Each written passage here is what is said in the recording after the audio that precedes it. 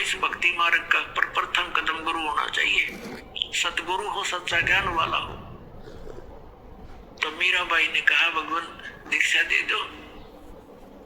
अब परमात्मा ये देखना चाहते हैं ठाकुरों की लड़की, इसमें भगवान की कितनी चाह है। ये परमात्मा को प्रमुख मानती है या समाज को, लोक लाज को। तो मीरा से कहा बेटी जाओ। परमात्मा ने कहा, पता था कि वो दीक्षा मांगेगी, इतना ज्ञान सुने बात तो पुण्यात्मा का कलेजा हल जाता है। रविदास जी से कह दिया कि तू मीराबाई को नाम दे दिए, प्रथम मंत्र मैंने तुझे बताया, केवल इस को देना, आगे तेरे को आदेश भी नहीं है। और मैं तेरे पास भेजूंगा जब यह दीक्षा लेना आवेगी, और तू इसकी परीक्षा लेना, तब देना इसको नाम। अब वह लड़की ने प्रार्थना की, परमात्मा ने कहा बेटी जाओ उसके पास, वो बैठा महात्मा, वो देंगे तुझे दीक्षा। वो तो गई, वहां पर जहाँ संकेत मिल गया, जाकर बैठ गई, एक महाराज जी नाम दे दो, दीक्षा दे दो। रविदास जी कहने लगा, बेटी बहन मैं हूँ चमार जाति का और तू है ठाकरा की बेटी। गुरु से नाम लेने के बाद जितने लोग जाके यूं कहेंगे तूने किसने नाम ले लिया है, चमार पर नाम ले लिया, इज्जत का नाश हो गया, और जब तेरे मन में दोष आ गया भक्ति खत्म हो जाएगी तेरी, और लोग तेरी बेइज्जती बहुत करेंगे बेटी, तो कोई और देख ले अपना गुरु। तो मीराबाई ने कहा कि महाराज जी मैं आपकी बेटी, आप मेरे पिता, बाढ़ में जाए संसार, मैंने नाम दे दो, मैं पीछा छुटवाना चाहती हूँ। तो रविदास जी ने दीक्षा दे दी। अपने आत्माओं भक्तों के लक्षण ये होते हैं, वो लोक लाज नहीं करते। कभी परमात्मा की वाणी में भी गरीबदास साहिब बताते हैं, लोक लाज ना कीजिए निर्भय हो रहिए, और यो मन चावे राम को तो दासा तन करिए। कहते हैं लोक लाज ना कीजिए निर्भय हो रहिए, जय मन चावे तो राम को दासा तन करिए। स्वान स्वरूप संसार है कुछ कर सी नाही, शीश महल को देख करिए भौंक भौंक मर जाही। सत्संगी तजना सत्संगी संगना तज चितराम बसाई। नित्यानंद जी महाराज संत हुए हैं, उन्होंने कहा है कि लोक लाज मर्याद जगत की तृण जो तोड़ बगावे। ये लोक लाज मर्याद जगत की नौगन तृण की तरह डिकड़े की तरह तोड़ के फेंक दे, तब कोई राम भगत गत पावे।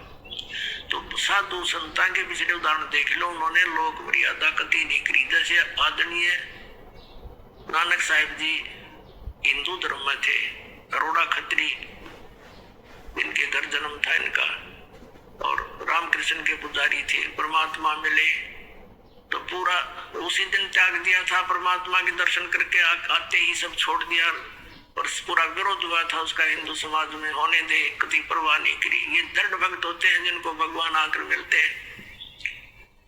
तो मीराबाई ने कहा भगवान मुझे नाम दे दो, आप मेरे पिता, मैं आपकी बेटी, पूछो मेरे साथ वो संघर्ष, आप मेरे साथ रहोगे, मैं आप झेलूंगी सब कष्टों को, पर परमात्मा के लिए मैं कुछ भी कर सकती।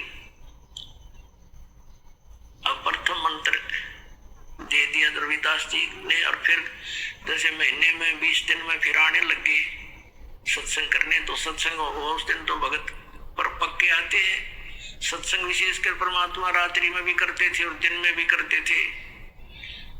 दिन में कम, रात्रि में ज्यादा करने लगे, क्योंकि दिन में काम नहीं, न समय नहीं मिलता भक्तों को, व्यक्तियों को। रात्रि तो अपनी ही होती है, अपने ही समय नींद से समय निकाल लेते। अब पहले तो दिन में मंदिर में जाती थी, अब रात्रि ने सत्संग में जाने लगी, दोनों टाइम, सुबह भी, दिन में भी, रात में भी। वो भैया क्या म्यूचुअल फंड हेल्प में था, उसको साथ देता था, कोई बोलने वाला नहीं था। अब उसकी मृत्यु के बाद उसका देवर बन गया वहां का, उस नगरी का राजा। उसने मीराबाई को बहुत समझाया कि तू अब मत जाया कर, पहले तो तेरा पति था, अब लोग पता नहीं क्या क्या बात बनाते हैं, हमारी इज्जत का नाश कर देगी तू। उसने कोई परवाह नहीं करी थी, मंदिर में जाती रही, और फिर लागी और रात में सत्संग में जान। इस बात का उसके देवर ने घना मलाल हो गया घना दुख मान लिया कि इसको तो मारते तो अच्छा है, और इसने तो इज्जत का नाश कर दिया। तो क्या किया उसने, क्या किया, एक दिन अपने पुत्र का जन्मदिन रख दिया। रिश्तेदार आए हुए थे और एक किसी सपेरे से कहा कि ऐसा विषधर ला दे, ऐसा विषयर ला दे सर्प के डंक मारते मर जाए आदमी। उसने वैसा ही ला दिया, राजा का हुक्म था, और एक डिब्बे में बंद करके ऊपर लिख दिया 9 लखा हार। राजा ने एक बांदी से कहा, नौकरानी से, जाओ मीरा को दे दे, ये हार गले में पैर लेगी, सुंदर कपड़े पहन लेगी, रिश्तेदार आवेंगे। और ऐसे, क्योंकि वो तो ऐसी रहती थी बेचारी, उसने तो ना उठने पैरने की कोई परवाह नहीं रही थी, भगवान में कसक नहीं लगी थी। तो उसने कहा कि ठीक से कपड़े पहन लेना, मेरी बेइज्जती ना करवाना, रिश्तेदार ने कहेंगे भाई रहा नहीं उसकी पत्नी को कैसे रखता है, और ये हार पहन लेगी। उसने सोचा था न्यू कि सर्प डस कर मर जाएगी, सर्प देगा डस, सारे रिश्तेदार होंगे, सब गवाह हो जाएंगे, सांप लड़ गया भाई हम भी वही थे, इसलिए मृत्यु होगी उसकी। इसने चाल तैयार चाली थी। अब वो नौकरानी ने तो जाकर दे दिया कि ले मीरा भाई, राजा ने बताया है इसमें एक हार है बहुत कीमती, इसको पहन लेना और सुंदर कपड़े पहन ले, आज उनका लड़के का जन्मदिन है, दूर दूर के रिश्तेदार आए हुए। मीरा भाई बोली रख दे बेबी, पहन लोगी। नानू का हिब्बा पहन ले, मैं पहन लूंगी, तू जा। वह चली गई। अब उसने खोला कि ना पहनूंगी तो यूं दुखी करेगा, इन बातों में तो कोई खास आंट भी नहीं मेरा भक्ति की, मेरे लिए तो माटी है, यूं हार है, जो कुछ भी है, लेकिन यूं बकवादी आदमी दुखी करेगा। तो उसने अपना धोए दाए कपड़े पहन के वो हार गले में पहन के बैठ गई कि जब वहां जाएंगे इकट्ठे में चली जाऊंगी, जहाँ इकट्ठा होना है पार्टी में। अब 5-7 मिनट के बाद वो आया, वो तो देख के वो तो ये देखने आया था कि मर्गी होगी, वाई वाह के कहते वहां सांप लड़ गया, सांप लड़ गया, ये रहा, भागियो भागियो। अब उसने जाकर देखा कि वो मीरा बाई गले में सुंदर हार पहने बैठी। तो कहने लगा कि हार कहाँ से लाई, तो उल्टा मैं जानता था तू रात तो जाती है, यही कर्म करने जाती है। वो कहने लगी जी आप भी मुझे जीने देते ना मरने देते, आप ही ने कभी भेजा था, और देख मुझे ही कलंकित कर रहे हो। तो वो कहता मैंने कहा, कौन से उसमें कहाँ भेजा था कि ये डिब्बे में, ये बांदी नौकरानी देकर गई थी। वो डिब्बा देखा कि इसमें क्या था, कि इसमें ये हार था। अब उसने सोचा, बांदी बुलाई नौकरानी कि तू, बोली जी मैं अभी देकर बाहर ही बैठी हूँ, इनके बाहर नौकरानी थी, वो बाहर रहती थी, और यही डिब्बा, और तो उसके पास कोई वस्त्र भी, कपड़ा भी नहीं था विशेष, और कोई पात्र भी ऐसा नहीं था। अब उसने सोचा भाई बड़ी, उसने सोचा सपेरा जादू कर गया मेरी खातिर, वह ना जच्ची उसके, कोई और जादू तंत्र का दे गया होगा। तो जब तो वह बच गई। एक दिन उसने क्या किया कि एक सर्प से विष मंगवाया, विष डालकर एक प्याले से, उन्हें सोचा या मरती नहीं, मानती नहीं, इज्जत का नाश कर दिया, जिसको जहर से मार देते। उसको कहा विष, साथ गया तलवार लेकर कि जहर पी ले, ये विष है इसके अंदर, या तो इसको पी लेना, तेरी गर्दन काटूंगा। तलवार लेकर खड़ा हो गया। तो मीरा बाई ने सोचा मारना तो इसने है ही, तलवार से तो दर्द होगा, विष पे लेती हूँ, आराम से मर जाऊंगी। करके मालिक को याद और विष पे की सारा। वो देखा खड़ा खड़ा नो का नो चेहरा, आध घंटे तक बाट देखी दुश्मन ने, वो मरी नहीं, वापस आ गया या वासा होकर। तो परमात्मा कहते हैं मीरा बाई को मारन लागे जहर का प्याला प्यारे, पीवत ही अमृत हो लाग्या, हो गया सर्द ही यारे। मन तू पावेगा अपना किया रे, भोगेगा अपना किया रे।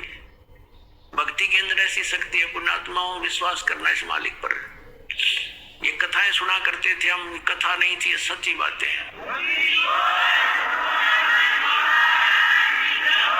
कहा तो विष ने मारना था, कहते हैं पीवत ही अमृत हो गया, और हो गया शरद ही यारे। कहा तो विष ने बेचैनी पैदा करनी थी, और कहते हैं ठंडक सी होगी उस बेटी की अंतःकरण में। अब उसने सोचा भाई ना तो या मारे तो मरती, उसके देवर ने। अब इसका के इलाज करो, इसने तो हमारा बट्ठा बैठा दिया इज्जत का। उसने उसकी माँ बुला ली, मीराबाई की उससे कहा कि मौसी तू समझा दे इसने। और माँ की बात बेटी मान लिया करती है। तो माँ ने बहुत समझाया, बेटी देख इधर उधर जाती है, हमारी तकरार होती है, तो अपनी भक्ति यहाँ कर ले। और वहां सौ प्रकार से उसने जैसे तैसे माँ बेटी को समझाती है, अपने सारे तंत्र मंत्र कर दिए, पर वह ना मानी। फिर यहाँ तक कहा कि बेटी हम ठाकुर, और वो चमार जिस तो तू नाम ले आई, इसमें भी हमारी बेइज्जती का मामला है बेटा, तो मत जाकर वहां। तो माता और बेटी का फिर क्या एक कवि के द्वारा बना गया शब्द सुनाते हैं। सत्संग में जाना मीरा छोड़ दे, सत्संग में जाना मीरा, आए मारी लोग करे तकरार। सत्संग में जाना मीरा छोड़ दे, आए मारी लोग करे तकरार। सत्संग में जाना मीरा छोड़ दे, सत्संग में जाना मीरा छोड़ दे, आए मारी लोग करे तकरार। सत्संग में जाना मीरा छोड़ दे, सत्संग में जाना मेरा ना छूटेरी। सत्संग में जाना मेरा ना छूटेरी, आरी चाहे जड़ के मरो संसार। सत्संग में जाना मेरा, हारी चाहे जल के मरो संसार। सत्संग में जाना मेरा, थारे सत्संग के राह में है, थारे सत्संग के राह में आए वहाँ पर रहते हैं काले नाग। कोई कोई नाग तन डस लेवे, आए वहाँ पर रहते हैं काले नाग। कोई कोई नाग तन डस लेवे, जब गुरु जी की मेरे फेरी, जब गुरुओं की मेरे फेरी, हारी व तो सर पगंडे वे बड़े जाव। सत्संग में जाना मेरा ना छूटेरी, हारी व तो सर पगंडे वे बड़े जाव। सत्संग में जाना मेरा, सत्संग में जाना मीरा छोड़ दे, सत्संग में जाना मीरा छोड़ दे, आए मारी लोग करे तकरार। सत्संग में जाना मीरा छोड़ दे, सत्संग में जाना मेरा ना छूटेरी। सत्संग में जाना मेरा ना छूटेरी, हारी चाहे जड़ के मरो संसार। सत्संग में जाना मेरा, थारे सत्संग के राह में है। वह माता डराना चाहती है बेटी को, तुम्हारे सत्संग के राह में आए वहाँ पर रहते हैं बब्बर शेर, कोई कोई शेर तन खा लेवे, कोई कोई शेर तन खा लेवे।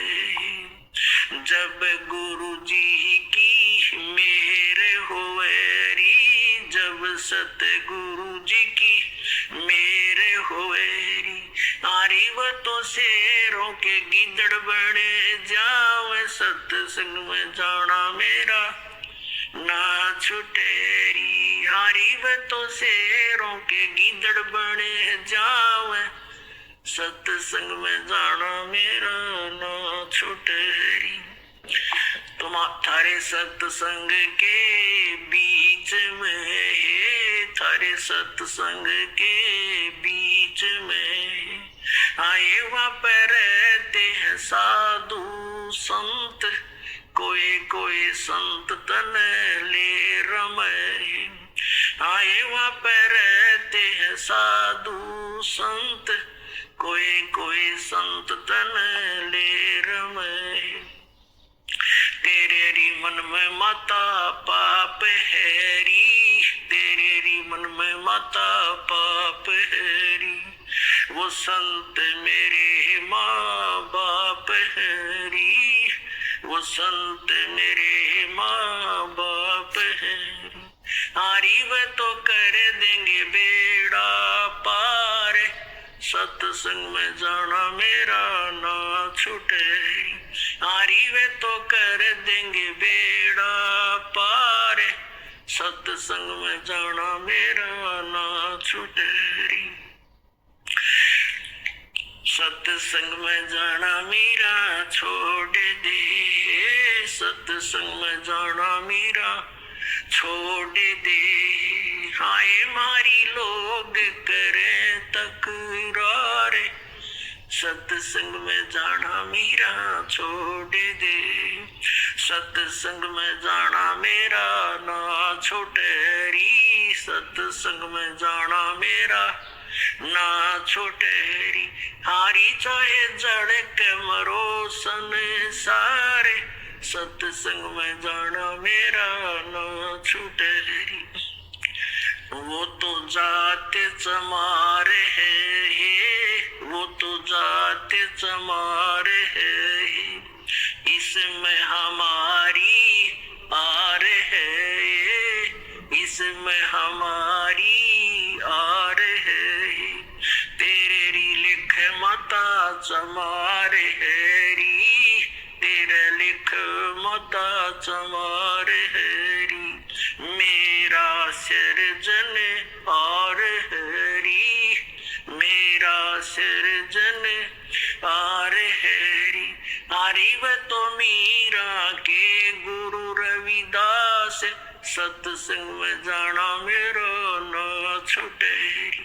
हरी व तो मीरा के गुरु रविदास, सत्संग में जाना मेरा ना छुटेरी।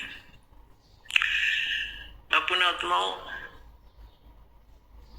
परमात्मा के पाने के लिए, परमात्मा के पाने के लिए सबसे बड़ी बंधन काल ने सबसे बड़े रस्से हमारा बांध रखे हैं, ये लोग परंपराओं के। और परमात्मा कबीर साहब कहते हैं, सोई जन उभरे जिन तोड़ी कुल की कान। परमात्मा कहते हैं कुल करने के कारण यू अनसा गया बिगो, जब यू कुल के कर लेगा तो चार पाया का हो। आज तो लोक लाज में कुल की मर्यादा में को प्रमुख मानकर सत्संग में आया नहीं, सत्संग सुने नहीं, ज्ञान होया नहीं, भक्ति करी नहीं, फिर गधा बन का घूमेगा, चार पाया का होगा। जब यू कुल के ढालड़ा होगा तेरे, तब यू कुल के कर लेगा तो चार पाया का हो। तो संतों को यू हृदय में जम जाती है बातें। तो यहाँ परमात्मा कहते हैं कि तन छूटे जब कहाँ समावेगा, और आखिर तुमको कौन कहेगा गुरु बिन आत्म ज्ञान मन ने की कर ले, 2 दिन का मेहमान मन ने की कर ले, 2 दिन का मेहमान। कहते आखिर तुझे गुरु के बिना ही आत्म ज्ञान बताओगा कौन है। तो इस प्रकार हमने सारे ज्ञान को समझना है। जैसे नित्यानंद जी एक ब्राह्मण कुल में थे, तहसीलदार की पोस्ट थी 250 वर्ष पहले की बात। इसमें नारनौल के नवाब के यहाँ तहसीलदार की नौकरी करते थे। जब आत्म ज्ञान हुआ तो परमात्म ज्ञान हुआ, नौकरी त्याग दी। पत्नी थी वो विरोध गणा करा करती, परमात्मा की ऐसी रजा हुई उसकी मृत्यु होगी और वैराग बन गया। जब इस ज्ञान से परिचित हुआ तब कहा था ब्राह्मण कुल में जन्म था। पहले तो 250 वर्ष पहले ब्राह्मण के घर जन्म होना ही एक बहुत बड़ी महान माना करते थे। और फिर तहसीलदार की पोस्ट, आज तो मंत्री की कोई ना इतनी कीमत जितनी उस समय तहसीलदार की होती थी। और दोनों को बद के गढ़ भगवान से दूर कर। कहते हैं कबीर साहब कहते हैं सुख के माथे पत्थर पड़ो जिससे नाम हर देते जा, और बलिहारी उस दुख के जो पल पल नाम लटावे। परमात्मा कबीर जी कहते हैं आग लगो ऐसे सुख के जो भगवान से दूर करे। ये परमात्मा ऐसा दुख भी दिए रखना तेरी याद बड़ी रहे। तो नित्यानंद ने कहा था जब वो ये ज्ञान हो गया, जब कहते हैं ब्राह्मण कुल में जन्म था मैं करता बहुत मरोड़, और गुरु गुमानी दास ने दिया कुबद गढ़ तोड़े।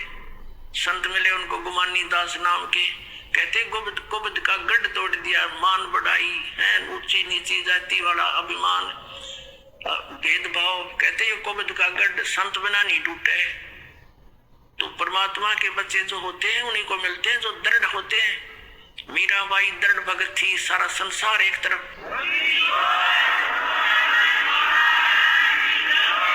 अपने आत्माओं मीराबाई ने देखा है रोज बकवाद करता है, ये कभी मारने की चेष्टा करता, घर त्याग कर चली गई, वृंदावन में रहने लगी। तो वहां परमात्मा फिर मिले जाकर उसको दूसरा रूप बनाकर, और ज्ञान से उसे पूछा जैसे धर्मदास जी को मिले थे। तो उस बेटी की भी आंखें खोली, बेटा इससे आगे और भी नाम है, ये तो प्रथम मंत्र दिया है, इसके आगे सतनाम है, वो ग्रहण कर उसको मैं दे सकता हूँ और किसी के पास नहीं है। तब मीराबाई ने परमात्मा कबीर जी से फिर मंत्र लिया, तब उसका कल्याण हुआ। बोलो सतगुरुदेव।